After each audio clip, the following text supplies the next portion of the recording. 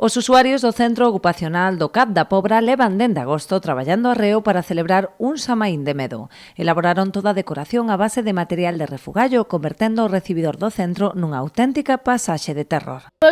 Foi que usamos todo o cartón, algún estes aquí son como tipo papel, lo quitaron e hicimos esto. Pues que la blusa también la hicimos nosotros también.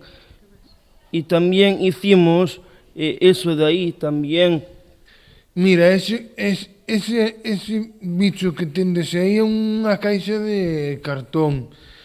Despois todo é cartón, periódicos. Drácula e o seu castelo, o fotocol da bruxa ou o moucho que se asoma tras unha árbore son algúns dos elementos estrela desta decoración que fai as delicias de todos os usuarios do CAD, especialmente dos máis pequenos. O que fixemos, foi unha temática un pouco máis adicada pois aos máis pequeniños do SAT.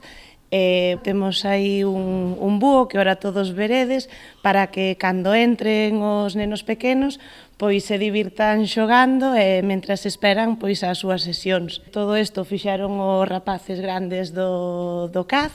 Nós fixemos este traballo con fin de que aos nenos pequenos lles guste moito, porque a celebración de Halloween a toda a xente lle gusta.